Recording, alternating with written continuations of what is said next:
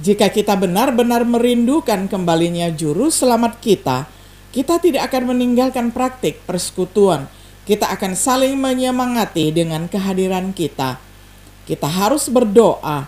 Yesus mengajar murid-muridnya tentang perlunya berdoa.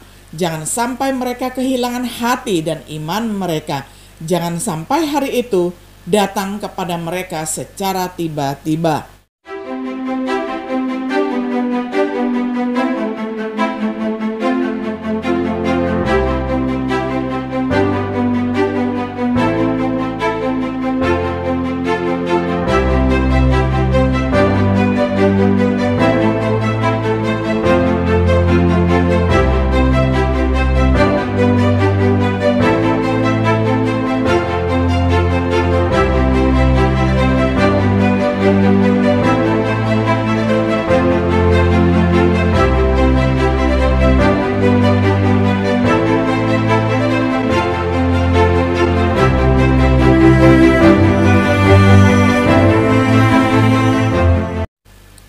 Shalom, sahabat Biblika yang dikasihi oleh Tuhan.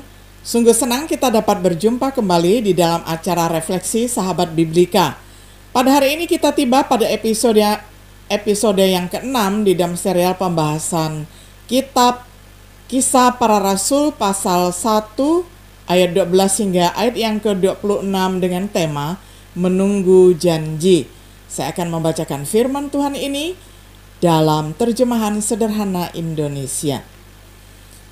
Kemudian para rasul itu kembali dari Bukit Zaitun ke kota Yerusalem yang jaraknya kira-kira 1 kilometer. Sesudah sampai di kota, mereka pergi ke ruang atas di rumah tempat mereka menginap. Para rasul itu adalah Petrus, Yakobus, Yohanes, Andreas, Filipus, Thomas, Bartolomeus, Matius, Yakobus an Alfeus, Simon yang pernah mengikuti gerakan perjuangan supaya Israel bebas dari penjajahan Romawi, dan Yudas anak Yakobus. Mereka semua berdoa dengan tekun dan sehati sepikir. Bersama mereka ada juga adik-adik Yesus dan beberapa perempuan, salah satunya Maria, ibunya. Sesudah beberapa hari, kira-kira 120 orang yang sebelumnya mengikuti Yesus juga berkumpul di situ. Lalu Petrus berdiri di antara mereka dan berkata, "Saudara-saudari, ternyata Allah sudah mengatur supaya semua yang sudah terjadi sekarang ini sesuai dengan tulisan dalam kitab suci, yaitu yang dinyatakan oleh Roh Kudus melalui nubuatan Raja Daud. Dia berbicara tentang Yudas yang menjadi penunjuk jalan untuk orang-orang yang menangkap Yesus. Dulu Yudas memang termasuk dalam kelompok kita dan sudah melayani bersama kita. Sebelum Petrus berbicara di sini, Yudas sudah membeli sebidang tanah dengan uang yang dia dapatkan dari hasil kejahatannya sampai waktu menjual Yesus, dan sewaktu berada di tanah itu, Yudas jatuh terbanting sehingga perutnya terkoyak, semua isi perutnya keluar, lalu dia mati. Kejadian itu diketahui oleh semua penduduk Yerusalem, sehingga tanah tersebut dinamai dalam bahasa mereka Hakeldama, artinya ladang tumpahan darah. Lanjut Petrus, dalam kitab Mazmur tertulis, biarlah tanah orang itu terlantar, dan biarlah tidak ada orang yang tinggal di sana. Dan dalam ayat lain tertulis, biarlah jabatan orang itu diambil orang lain. Oleh karena itu, kita perlu memilih seorang lagi sebagai pengganti Yudas untuk menjadi anggota kami, para rasul, dalam memberitakan kesaksian bahwa Tuhan Yesus sudah hidup kembali. Penggantinya haruslah orang yang selalu bersama dengan kita sewaktu Yesus masih berada di antara kita, sejak Yohanes membaptis dia sampai dia terangkat ke surga. Lalu mereka yang berkumpul mengusulkan 2 orang sebagai pengganti Yudas.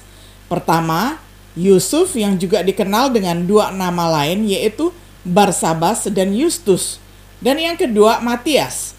Mereka pun berdoa, "Tuhan, Engkau mengenal isi hati setiap orang. Tunjukkanlah kepada kami siapa di antara kedua orang ini yang Engkau pilih untuk melayani sebagai rasul menggantikan Yudas. Karena Yudas sudah pergi ke tempat yang sepantasnya bagi dia. Kemudian mereka mengundi kedua nama itu dan Matiaslah yang terpilih. Maka dia ditambahkan kepada ke-11 rasul itu.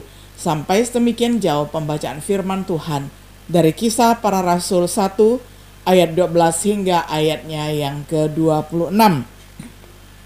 Sahabat Biblika yang dikasihi oleh Tuhan, setelah Yesus naik ke surga, murid-muridnya kembali ke Yerusalem. Seperti yang diperintahkan oleh Yesus, mereka menunggu janji pencurahan Roh Kudus. Pada hari ini, kita menunggu janji, bukan janji tentang kedatangan Roh Kudus, tetapi janji tentang kedatangan Anak Manusia yang kedua kalinya. Bagaimana para murid Yesus menunggu janji yang diberikan Roh Kudus? Tentang beberapa wawasan, bagaimana kita harus menunggu janji kedatangan Anak. Jadi mari kita perhatikan dulu apa yang dikatakan tentang bagaimana mereka menunggu. Yang pertama, menunggu janji Roh Kudus. Mereka bersekutu. Para murid kembali ke Yerusalem dari Bukit Zaitun, dari mana Yesus naik ke surga. Jarak yang digambarkan sebagai perjalanan hari Sabat itu adalah 2000 hasta atau 0,6 mil atau kurang lebih sekitar 1 kilometer. Para rasul berkumpul di ruang atas dengan para perempuan, kemungkinan mereka yang menemani Yesus dari Galilea dan menyaksikan penyaliban dan kuburan kosong. Dengan Maria ibu Yesus yang terakhir kali dia sebutkan di dalam perjanjian baru. Dengan saudara-saudara Yesus yang dulunya tidak percaya sebelum kebangkitannya dan kemudian akhirnya menjadi percaya kepadanya. Mereka berdoa. Mereka melanjutkan dengan satu kesepakatan di dalam doa dan permohonan. Kemungkinan mereka berdoa terus-menerus agar Roh Kudus yang dijanjikan segera turun. Mereka mempersiapkan segala sesuatu. Petrus menguraikan perlunya menggantikan Yudas Iskariot yang telah meninggalkan dunia dengan kematian yang mengerikan. Yang kematian dan soal penggantiannya telah dinubuatkan oleh Roh Kudus di dalam Mazmur 69 ayat 25, Mazmur 109 ayat yang ke-8. Persyaratan kerasulan diberikan. Seseorang yang telah menemani para rasul dari baptisan Yohanes sampai hari Yesus naik ke surga. Orang yang bisa menjadi saksi kebangkitan Yesus. Ini adalah syarat-syarat untuk menjadi rasul. Jadi akhirnya terpilihlah 2 orang yang kemudian dengan undian maka 1 orang yang terpilih. Pengganti yang dipilih yakni 2 orang yang diajukan, yakni Yusuf Barsabas Justus dan Matias.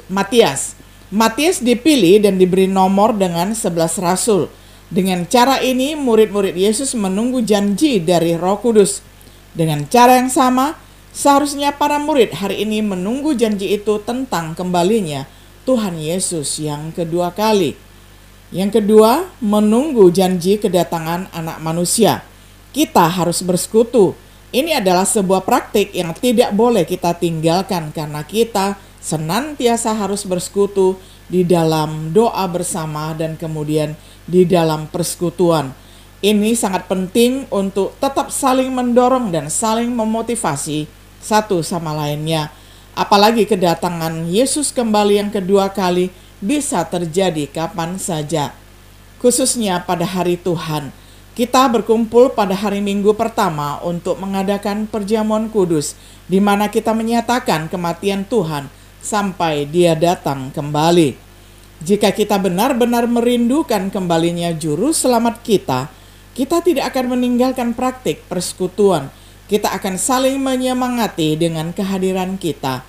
Kita harus berdoa. Yesus mengajar murid-muridnya tentang perlunya berdoa. Jangan sampai mereka kehilangan hati dan iman mereka. Jangan sampai hari itu datang kepada mereka secara tiba-tiba. Demikianlah kita harus berdoa dengan sungguh-sungguh, dengan kewaspadaan, berjaga-jaga akan kedatangannya, mencari dan mempercepat hari itu terjadi. Jika kita benar-benar merindukan kembalinya Juru Selamat kita akan khusyuk di dalam doa kita, mengungkapkan harapan dan antisipasi tentang kedatangannya. Kita harus berjaga-jaga. Yesus mengajarkan agar muridnya berjaga-jaga. Bagaimana hamba yang bijaksana dan setia. Itu adalah banyak perumpamaan yang Tuhan Yesus ajarkan kepada kita. Bagaikan juga gadis bijaksana yang menunggu kedatangan mempelai laki-laki. Seperti hamba yang setia yang menempatkan bakat mereka untuk bekerja. Jadi kita harus bersiap dan tetap produktif sampai Tuhan Yesus datang. Dengan perilaku suci dan kesalehan, ditemukan dalam kedamaian, tidak bercelah dan tidak bercacat, teguh, tidak tergoyahkan, selalu berlimpah di dalam pekerjaan Tuhan. Jika kita benar-benar merindukan kembalinya Juru Selamat kita, kita tidak hanya akan menjadi penonton saja, tetapi kita bekerja dalam hal ini adalah melayani Tuhan. Kita bertumbuh di dalam kasih karunia, pengetahuan, dan pelayanan. Sebagai kesimpulan, para rasul menerima janji tentang kedatangan Roh Kudus dalam 10 hari pada hari Pentakosta, memperlengkapi mereka untuk pelayanan sebagai saksi bagi Kristus. Suatu saat kita akan menerima janji kedatangan Anak Manusia, meskipun sudah 2000 tahun lebih, menganugerahi kita dengan janji berkat yang luar biasa.